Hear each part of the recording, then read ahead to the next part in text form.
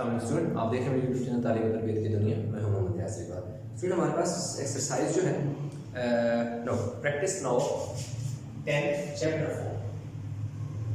4 की जो practice now number 4 है वो है, और क्लास हमारे पास क्या है जी 7th क्लास 7th की प्रैक्टिस नाउ नंबर हमारे पास 10 है, और न्यू स्टडी मैथमेटिक्स बुक जो 2 है उसका चैप्टर हमारे पास क्या है जी, चैप्टर नंबर हमारे पास 4 है। तो अब इसमें वो कह रहे हैं कि ABCDE is a part of an n sided regular polygon. ABCD कह रहे हैं कि ये एक रेगुलर पॉलीगॉन का क्या है, एक पार्ट है, एक हिस्सा है, मतलब नॉट अ कंप्लीट पॉलीगॉन। एक उसने एक पार्ट इसका दे दिया, हिस्सा दे दिया, 1 2 3 4 साइड उसकी रेगुलर पॉलीगॉन के उसने हमें दे दी।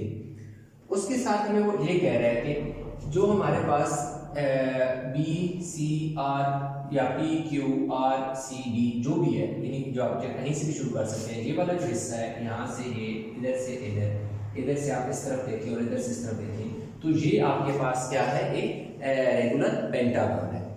उसके साथ जो हमारे पास CRSD, ये जो नीचे वाली फिगर है जिसको मैं डबल इसलिए लाइन कर रहा हूँ ताकि आपको थोड़ा सा डिफरेंस बता सकूं कि ये जो साइड है ये हमारे पास क्या है, एक स्केल। ये चीजें उसने हमें बता दी। उसके अलावा हमसे वो पूछ ये रहा है कि फाइंड हमने क्या करना है, PCB फाइंड करना है, PBC फाइंड करना है, नंबर 2 पे QCR। चलिए ये आपके सामने बुक होगी, आपको पता चल रहा होगा। पहली चीज मैं आपको बताता हूँ मैं क्या फाइंड करनी है, दैट इज PBC, यानी ये जो मेरे पास एक एंगल है ना, इसकी बात कर रहा है, नंबर 1। यानी मैं अगर 1 लिख देता हूँ इसका मतलब है कि पहली चीज मुझे ये फाइंड करनी होगी। दूसरी में वो कह रहा है QCR, यानी Q से अगर मैं देखूं ऐसे, मैं चलो एक लाइन से ऐसे ड्रा कर लेता हूँ, QCR ये मैं इधर लिख लेता हूँ। ये मेरे पास कौन सी है, इस साइड, नंबर 2। दूसरी चीज मुझे ये फाइंड करनी है QC and R। BCD number 3 पे BCD C वाला ये पॉइंट है, मैं C थोड़ा दूर कर देता हूँ, ये चीज मैंने फाइंड करनी है। नंबर 3 पे मुझे ये वाला एंगल फाइंड करना है, BCD ये वाला एंगल फाइंड करना है। नंबर 4 पे BDC फाइंड करना है, BDC यानी ये होगा, मैं जरा इसको सेपरेट भी बना देता हूँ कि ये मेरे पास AB लाइन है, देन मेरे पास BC है, देन CD, और ये ऐसे में पॉइंट दोबारा लिख देता हूँ ABCD एंड E। अब वो कह रहे हैं BC, क्या वो कह रहे हैं नंबर 4 BDC S, एक लाइन है डालना, यानी BDC की बात करते हैं तो इसका मतलब है कि इस वाले एंगल की वो बात कर रहे हैं जो कि मैंने फाइंड करना है, दैट इज B से आप D की तरफ फाइंड, B से आप B से D और D से आप C की तरफ जाएं, दरमियान में ये एंगल है, that is the number 4 point, यानी 4 चीज जो हमने फाइंड करनी है। देन नंबर 5 में कह रहे हैं कि n हमने फाइंड करनी है, वो हम लेटर डिस्कस करते हैं। तो अब हमारे पास जो पेंटागन है ना, ये हमारे पास क्या है, पेंटागन। तो सबसे पहले हम ये करेंगे कि उसने हमें पेंटागन ही दिया हुआ है, तो sum of interior angle of pentagon निकाल लेते हैं। Sum of interior angles of pentagon. अब मैंने इंटीरियर की जगह INT आगे एंगल का सिंबल डाल के S डाल के शॉर्ट फॉर्म में लिख दिया, is equal to n - 2 multiply by 180, ठीक है। तो for pentagon number of sides is equal to 5, इसलिए n की वैल्यू 5 आएगी कि पेंटागन में एक ये वाली साइड है, एक ये वाली, एक ये वाली, एक ये और एक 1 2 3 4 5 साइड है, इसलिए n 5 आ जाएगा। तो इधर मैं क्या करूंगा, n की जगह 5 - 2 और मल्टीप्लाई कर दूंगा 180 से, तो यहाँ मेरे पास 3 आ जाएगा और 180 आ जाएगा, और हमारे पास कितना आ जाएगा, 304 और 235 540 हमारे पास क्या आ जाएगी, sum of interior angle of pentagon आ गया। अभी देखिए हमने जो पहली चीज फाइंड करनी है, यहाँ लिख लेता हूँ नंबर 1 PBC हमने फाइंड करना। अब अगर इसमें देखें तो PBC ये इंटीरियर एंगल है किसका, पेंटागन का। तो ये तो sum of interior angle of pentagon है, तो हमें एक एंगल हमने फाइंड करना है, तो क्या आ जाएगा जी, P B C is equal to sum of interior angle of a pentagon that is 540 divide by n, be number of sides. जो सम ऑफ इंटीरियर, इसका फार्मूला आप भी लिख सकते हैं कि each interior angle of a pentagon, each interior angle of a pentagon is equal to sum of interior angle divided by number of sides। ठीक है, तो इसलिए मैंने क्या किया कि ये मेरे पास ये वाला एंगल था, इसलिए टोटल एंगल का जो सम है वो 540 है, और उसमें मेरे पास जो वैल्यू है नंबर ऑफ साइड्स की 5 है, तो इसलिए 5 1 ज़ा 5, इधर पास वैल्यू देखिए 14 5, तो मेरे पास कितना आ जाएगा 5 1 ज़ा 5 एंड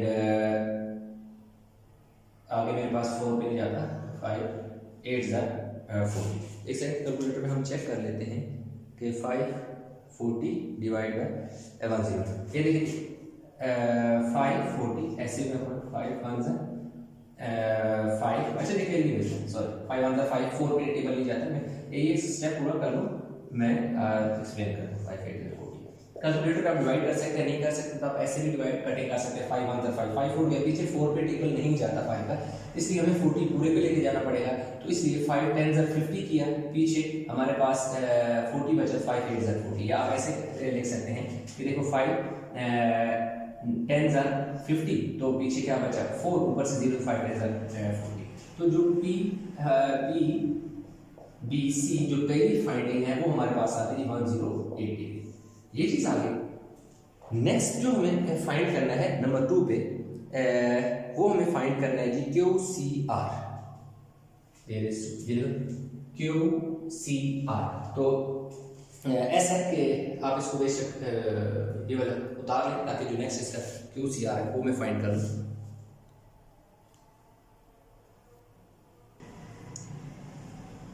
अच्छा, अब हमारे पास जो है नंबर 2 पे हमें फाइंड करना है क्यू सी आर, मैं लिख दूं नंबर 2 पे जो मैंने फाइंड करना है क्यू सी आर मैंने फाइंड करना है।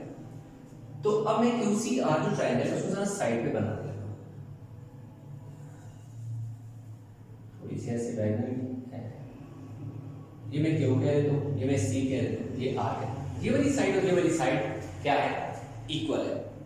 अब क्यों इक्वल है, क्योंकि ये देखो जो पेंटागन की तमाम साइड्स हमारे पास देखो ये इक्वल है, इसलिए ये वाली जो हमारे पास साइड है और ये वाली साइड आपस में हमारे पास क्या हो जाएंगी, इक्वल हो जाएंगी। ये दोनों साइड हमारे पास देखो, ये भी पेंटागन की साइड है और ये भी पेंटागन की साइड है, साइड आपस में इक्वल है, तो इसका मतलब ये हुआ कि ये हमारे पास एक एसएसएस ट्रायंगल बन रही है, एसएसएस ट्रायंगल बन रही है।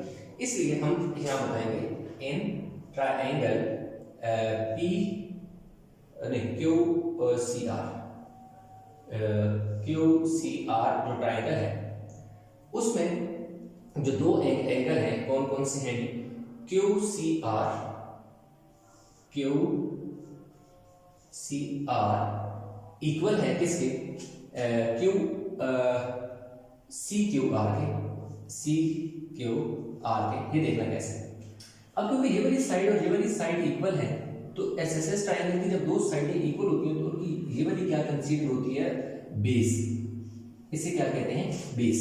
ये इसकी बेस बन जाएगी, यानी कि ये दो साइडें इक्वल हैं, एक तरफ वो ज्वाइन कर रही है एक दूसरे को और एक तरफ से वो यानी कि उसके यूं एक्सपेंड हुए हैं, पांव उन्होंने यूं खोले हुए, तो जिस जगह वो एक लाइन जो उनकी दोनों साइडों को वो यहाँ पर जोड़ती है, जो एक्सपेंड साइड दूर साइड होती जा रही थी उनको जोड़ती है, तो उनके यहाँ पर बनने वाले एंगल क्या होते हैं, इक्वल होते हैं। ये एसएसएस ट्रायंगल का क्या है, एक रूल है।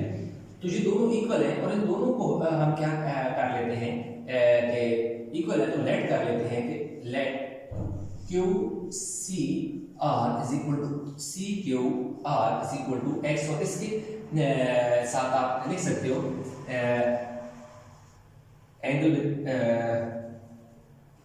angles with base of isosceles triangle के isosceles triangle के बेस के साथ बनने वाले एंगल आपस में इक्वल होते हैं। या दूसरी रीजन ये भी लिख सकते हो कि C R is equal to Q R, इसलिए भी ये दोनों क्या है, इक्वल है, दोनों एक्स।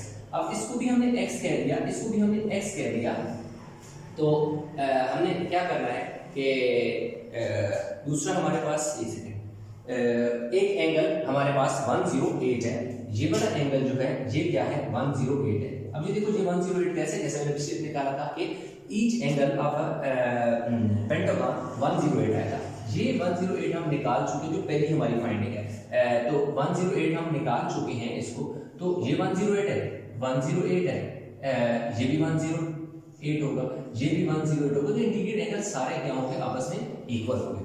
तो इसलिए अब हमारे पास क्या हो जाएगा कि angle C plus angle Q plus angle R is equal to 180 interior angle of a triangle. क्या है रीजन ऑफ बेशक आपने लिखने साथ interior angles of a triangle. अब देखो एंगल C जो है आपके पास x डिग्री है, एंगल Q भी आपके पास x डिग्री है, और एंगल R जो है दैट इज 108 डिग्री है, और टोटल 180 है। तो x और x कितने x हो गए, 2x हो गए, तो 180 108 उधर जाके क्या हो जाएगा, इसमें से माइनस हो जाएगा। तो 2x इज इक्वल टू 100 गया तो पीछे बचेगा 72 बचेगा, कितना बचेगा 72। तो अब देखिए x इज इक्वल टू 2 इधर मल्टीप्लाई हो रहा है, इधर जाके क्या हो जाएगा डिवाइड, तो 236 हो जाएगा। तो x इज इक्वल टू हमारे पास कितना आ जाएगा 36 आ गया। तो इस तरह जो सेकंड फाइंडिंग है हमारे पास दैट इज आप लिख सकते हैं hence root QCR is equal to 36 degree. Video को पॉज करके इसका ले लेंगे स्क्रीनशॉट, क्योंकि हम दूसरी फाइंडिंग भी कर चुके हैं। अभी हम चलेंगे फाइंडिंग नंबर। तो स्टूडेंट तीसरी चीज हमारे पास BCD आ गई है। अब देखिए BCD हमने एंगल फाइंड करना है, BC और क्या है D। अब आपको देखना है कि हमारे पास क्या है कि ये वाला जो एंगल निकला है ये आई थिंक 36 निकला है, तो मैं क्योंकि रेज कर चुका हूँ इसको नहीं, अच्छा ठीक है वो नहीं इसको नहीं लेंगे, वो मैं बता दूँ। चलिए फिलहाल आप इसको देखें, ये वाला एंगल में देखो ये 90 डिग्री है। अब देखो 90 डिग्री क्यों बनेगा, पहले ये आपको बता दूँ। 90 इसलिए बनेगा कि जो ये स्क्वायर होता है ना, स्क्वायर के चारों कोनों में 90 का एंगल बनता है, सही हो गया। अब मैं थोड़ी सी एक क्या करता हूँ कि मैं ये वाली लाइन ड्रा करके अलग से आपको समझाता हूँ। ये B, ये देखो ये B लाइन है, ये पॉइंट मेरे पास इसका C है, और इधर मैं क्या ले लेता हूँ D। अब देखिए BCD मेरे पास ये पॉइंट है, ठीक हो गया। अब क्या है कि एक लाइन इस तरफ को जा रही है जिसका नाम क्या है जी R। कौन सी, ये देखिए ये वाली लाइन इस तरफ को जा रही है जिसका नाम क्या है R। तो अब अगर इसमें देखें ये पॉइंट है, तो इस पॉइंट के गिर्द पूरे का पूरा एंगल जो होता है ना वो कितना होता है 360 डिग्री होता है एंगल ऑन पॉइंट। एक पॉइंट पे जो पूरा कंप्लीट एंगल बनता है वो 360 होता है। तो इसमें हमें दो चीजें मालूम है, दो चीजें हमें पता है। एक हमें पता है कि ये वाला एंगल 108 है क्योंकि BC और CR यानी BC और CR द पेंटागन की दो साइड है और उनका तमाम एंगल 108 बन रहा है, ये भी 108 बन रहा है, ये भी 108 बन रहा है, ये भी 108, ये 108। ये वाला एंगल जो है क्योंकि ये दो साइडें हैं CD थोड़ा सा ऐसे ले लेते हैं, CD और CR दो साइडें हैं स्क्वायर की, तो लाज़िम बात है स्क्वायर का जो कोना होता है उसमें 90 का एंगल बनता है। तो देखिए इस पूरे वाले पार्ट में जो 360 है इसमें हमें टोटल 3 हिस्सों में बांट दिया गया था यहाँ पर कि ये पूरा जो एंगल है इसका एक पोर्शन ये है, पार्ट 1 ये है, पार्ट 2 ये है, पार्ट 3 ये है। पार्ट इसका जो पहला पार्ट है 108 हमें पता है, दूसरा 90 पता है, तीसरा जो है BCD है जो हमने फाइंड करना है। तो बहुत सिंपल सी बात है, हम लिखेंगे BCD प्लस दूसरा एंगल कितना 108 degree plus 90 degree is equal to 360 degree. क्या आ जाएगा इसमें? अगर आप रीजन लिखना चाहते हैं तो शायद बताइए, तो उसमें कहीं नहीं है, लेकिन आप लिखना चाहते हैं तो आप लिख सकते हैं एंगल्स ऑन अ पॉइंट। बेशक आप जो लिखते हैं एंगल्स ऑन अ पॉइंट, ठीक है, एंगल्स ऑन अ पॉइंट जो है 360। अब देखिए हमारे पास BCD हमें फाइंड करना है, तो BCD को मैं ऐसे लिखूंगा, इन दोनों में पहले ऐड कर लेता हूं। अगर मैं दोनों को मैं ऐड कर लूँ 108 में 98 का ऐड कर लूँ तो कितना हो जाएगा 198 8 9 और 1 10 ठीक है 198 हो गया 198 थोड़ा साफ कर रहे हैं 198 is equal to 360 तो BCD is equal to 360 degree minus 198 तो 360 में से 198 माइनस करूंगा इधर 5 इधर 10 2 इधर से 2 इधर पे 11 और 162 आ गया BCD is equal to 162 degree यानी दूसरी फाइंडिंग भी हमारे पास क्या हो गई है आ गई। अब हमारे पास जो फाइंडिंग नंबर है जी 4 उसमें कह रहा है कि फाइंड करो जी BDC मैंने इसीलिए पहले ये अलग कर ली थी 4 यहाँ पे कह रहे कि BDC यानी उसने क्या किया कि इनको आपस में एक लाइन लगा के ज्वाइन कराया और कह रहे हैं कि ये वाला एंगल क्या करें बता। अब जहाँ पे बहुत इंपॉर्टेंट पॉइंट है जिसको आपने समझना है वो क्या मैं थोड़ा सा यहाँ पर आपको बताता हूँ। अब क्या है कि ये स्केयर है तो जितनी ये पॉइंट इसका C है C से R तक डिस्टेंस होगा डेफिनेटली उतना ही फासला क्या होगा C से D तक फासला होगा। अगर CD जो है इक्वल है किसके CR के दोनों इक्वल है तो इसका मतलब ये हुआ कि BCD इक्वल होगा B से C तक भी इतना डिस्टेंस होगा क्यों कि ये जो CR है ये एक वक्त में स्क्वायर की भी साइड है और पेंटागन की भी क्या है साइड है कॉमन साइड है ना। तो अगर ये मैं जस्ट सपोज कर लेता हूं कि मेरे पास अगर ये 4 सेंटीमीटर आएगा तो लाज़िम बात है ये सारी साइडें 4 सेंटीमीटर होगी क्योंकि ये स्क्वायर है तो स्क्वायर की सारी साइड इक्वल होती है। तो अगर ये 4 है तो डेफिनेटली ये भी 4 सेंटीमीटर होगी क्योंकि ये भी पेंटागन की साइड है ये भी पेंटागन की साइड है तो भी 4 सेंटीमीटर बनेगी साइड तो सेम है। तो अब आप देखें कि जो मेरे पास BC है और CD है ये सारी ये 4 है तो ये भी 4 है तो ये जो मैंने बनाई है BC मैंने अभी सपोज किया है कि ये 4 है और CD भी मेरे पास क्या है 4 सेंटीमीटर है क्योंकि BC पेंटागन की साइड है और CD स्क्वायर की साइड है। तो क्योंकि पेंटागन और स्क्वायर की एक साइड कॉमन है इक्वल है तो इसका मतलब है कि जितनी पेंटागन की साइड है उतनी स्क्वायर की साइड है तो दो साइडें अगर इक्वल हैं तो ये कौन सी ट्रायंगल बनी ये एसएस ट्रायंगल बन गई ना दो साइडें इक्वल आ गई अगर दो साइडें इक्वल आ गई तो ट्रायंगल इक्वल आ गई अगर इक्वल आ गई तो इसका मतलब जो हुआ कि इसके बेस के साथ बनने वाला एंगल इसको y डिग्री कह दूंगा और इसको मैं y डिग्री कह सकता हूं कि दोनों इक्वल है।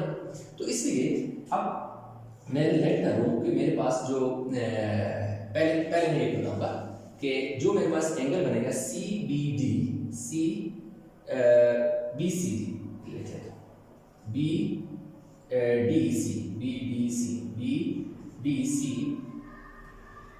BDC is equal to CBD दोनों क्या है इक्वल है और इन दोनों इक्वल है क्यों इक्वल है क्या है कि BC इक्वल है CD के एक ये रीजन लिख सकते हैं या आप जो लिख सकते हैं कि angles with base of isosceles triangle के isosceles triangle के बेस के साथ बनने वाला एंगल इक्वल है और इन दोनों एंगल को मैं क्या करता हूं कि जो BDC है और CBD है दोनों y के इक्वल है।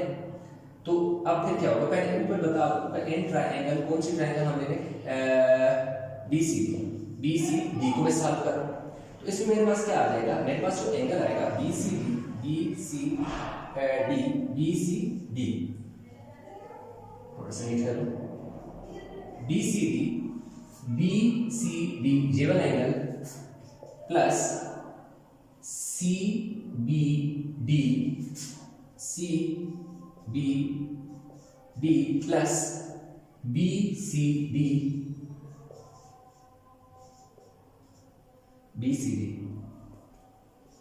Is equal to 180 is equal to 180 मैं थोड़ा सा फिर एक्सप्लेन करता हूं ताकि कोई जेने को समझे। अब ये वाला 108 एंगल है क्यों ये देखिए कि हमारे पास जो बी सी डी फिक्स है मेरे पास जो एंगल कितना आया था 162 आया था। ये वाला एंगल 108 नहीं है क्योंकि ये तो 162 मैं वो ये एंगल समझ रहा था क्योंकि वो अंदर वाले एंगल जो है 108 है। ये बाहर वाला बी जो हमने नंबर 3 पे फाइंड किया ये फाइंड किया ये बल्कि लिखा होगा बी सी डी 162 तो बी सी डी 162। अब हम क्या करेंगे बी सी डी और सी डी। अब ये देखो दोनों को मैंने y कहा हुआ है क्योंकि ये दोनों बेस बन रहे हैं और एसएसएस ट्रायंगल के साथ तो क्या होंगे सेम होंगे is equal to 180 2y is equal to 180 में से 162 में क्या करूंगा माइनस कर। तो अब मेरे पास 2y इज इक्वल टू दोनों को जब हम माइनस करें तो मेरे पास कितना आ जाएगा 18 डिग्री बच जाएगा। अब मुझे y चाहिए तो 2 इधर मल्टीप्लाई हो रहा है इधर आके डिवाइड हो गया 2 9 * 18 तो y इज इक्वल टू कितना आ गया 9 डिग्री आ गया। ठीक है y is equal to 9 degree आ गया। तो एंगल अच्छा BCD hence prove BDC is equal to अच्छा BDC अच्छा ये BDC था ये BCD नहीं था ये BDC था। कैसे B से मैं D की तरफ आया यानी B से मैं D की तरफ आया D से मैं C की तरफ आया तो ये वाला एंगल आ गया। दूसरा CBD यानी मैं C से B की तरफ गया और B से D की तरफ आया तो ये वाला एंगल आ गया। ये वो दो एंगल थे और BCD मैंने फाइंड करना है बाकी जो है यानी इनमें से ये वाला फाइंड करना था तो ये वाला एंगल BCD ये वाला है जो 162 आया था। तो अब मेरे पास कितना आ गया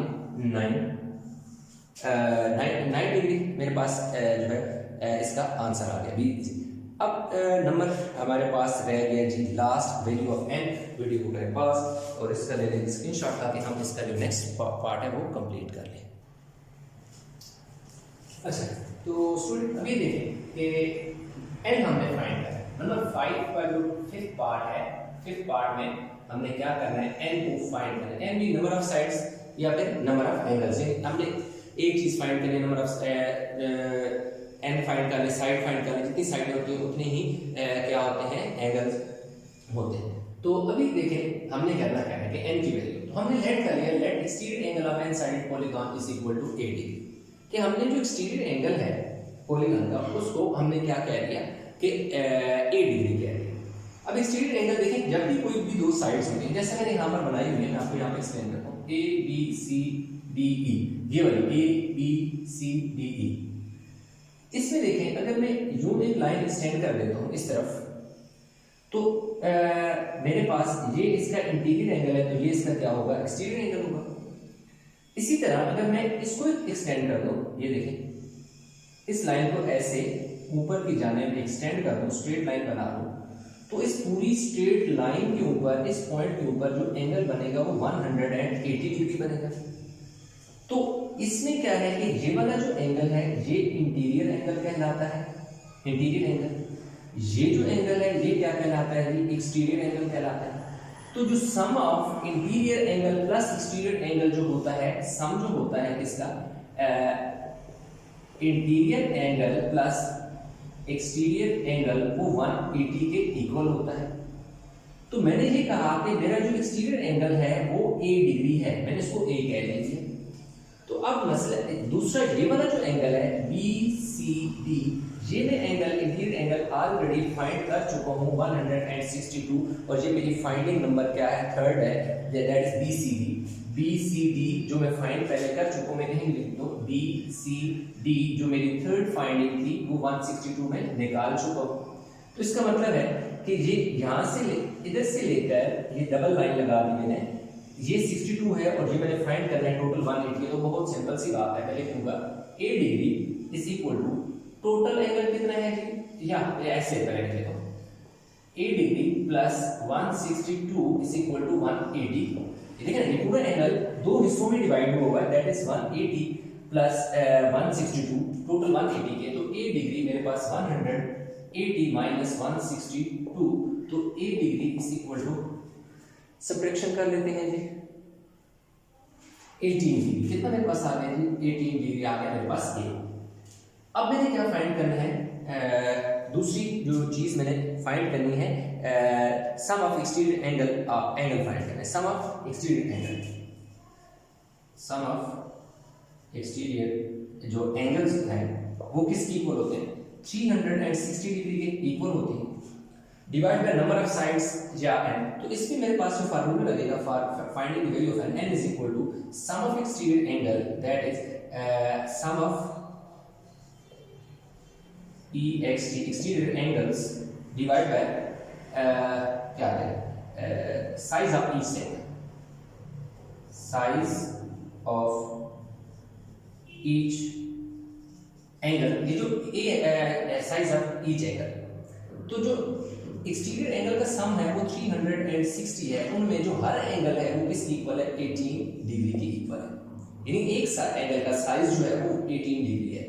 तो मैंने n मीन फाइंड कर रहा हूँ, n mean number of angle के हैं, नंबर ऑफ साइड्स हैं। अब देखो 18 2 36 0 ऊपर चला गया, तो n इज इक्वल टू 20। तो इसका मतलब ये हुआ कि हमारे पास ये 20 साइडेड फिगर है और उसमें 20 ही एंगल है, n mean number of sides and number of angles. तो जितनी साइड्स होंगी उसी हिसाब से एंगल बनेंगे, तो इसलिए n की वैल्यू मेरे पास कितनी आ जाएगी, 20 डिग्री। तो यूं मेरे पास जो क्वेश्चन नंबर था जी, सॉरी प्रैक्टिस नंबर 10 थी, वो मैंने कर ली कंप्लीट। आई होप ये समझ आ गई होगी। इसमें कहीं भी किसी जगह कोई कंफ्यूजन है नीचे कमेंट में जरूर बताइएगा। वीडियो को लाइक करें, शेयर करें, चैनल को सब्सक्राइब नहीं किया तो चैनल को जरूर सब्सक्राइब कर लें। तो इंशाल्लाह मिलते हैं नए लेक्चर के साथ, तब तक अपना बहुत सारा ख्याल रखिएगा। अल्लाह हाफ़िज़।